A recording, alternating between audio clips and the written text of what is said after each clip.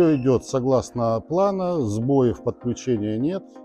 Я думаю, что само подключение занимает, согласно графика, около 7 суток. В первую очередь будет подключаться, ну, как, наверное, вы уже знаете, привыкли все, что сначала, то есть, будут подключаться больницы на отопление, детские сады, школы, то есть коммунальные соцбытовые, а после этого уже будет подключение уже жилых домов.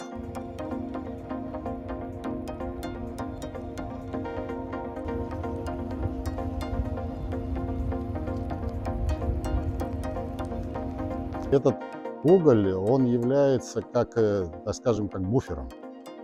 То есть это на тот момент, если вдруг произойдет какие-то перебои с поставкой основного топлива.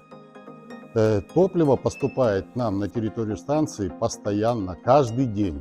Где-то примерно около 3-4 тысяч в сутки. Примерно так. И то, что нам чуть-чуть не достает, мы используем с центрального склада. То есть этот уголь, который на центральном складе лежит, это как бы как НЗ. Мы в основном используем тот уголь, который к нам сейчас идет поставка. То есть мы как бы в первую очередь используем его, а этот уголь лежит на всякий случай.